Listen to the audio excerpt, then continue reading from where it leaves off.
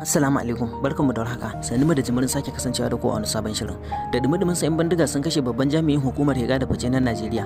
Miyagun 'yan bindiga sun sheke shugaban hukumar kula da shige da fice na Najeriya a reshen jihar Imo. An gano cewa 'yan bindigan sun tsare shugaban a daren ranar Asabar yayin da yake tuka motar NIS. An samu gawarsa a daji, sannan motar ta bayyana cike da harshashai duk da ba su taba komai da ke tare da shi ba. 'Yan bindigan sun hallaka shugaban hukumar kula da shige da fice na Najeriya reshen jihar Imo, Okimwa Emirere. An kashe Emirere ne daren Asabar kan babban titin Oyeri zuwa Fatakwal da ke Oyeri. Zafin ce ta gano hakan a ranar Litinin.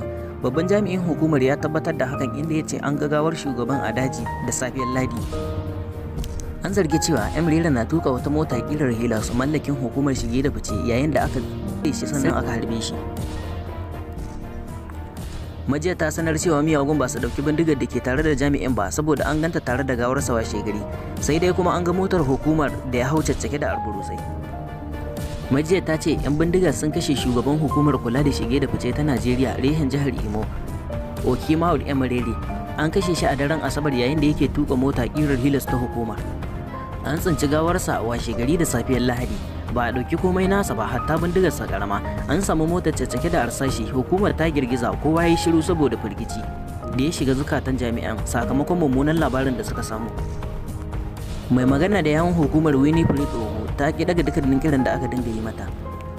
A wani labarin kuma na daban, ƙungiyar haɗin kai tare da ta haɓaka tattalin arzikin ƙasashen Afirka ta Yamma ECOWAS ta dakatar da ƙasar Mali daga cikinta bayan juyin mulki sau biyu a ƙasar. An yanke wannan hukuncin ne bayan taron gaggawa da ECOWAS ta yi a ƙasar Ghana a ranar Lahadi. Zakebil ce ta rawaito. Kamar yadda Shile Bolchiwe, Prime Minister na ƙasar Ghana, ya ce an yi hakan ne domin tabbatar da dawowar mulkin demokaradiyya a ƙasar Mali. Duka ne muke so muku da ƙarshen wannan shiri namu na wannan lokacin. Ku danna subscribe, kana ku danna ƙararrawar sanarwa domin kasancewa da mu a shiri na gaba.